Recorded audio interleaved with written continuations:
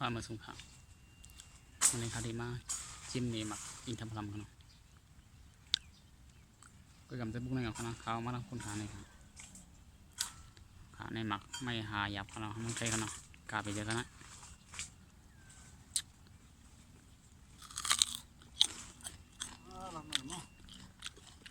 เอาเจียมหนักนะพี่เจอเจียมมันนะ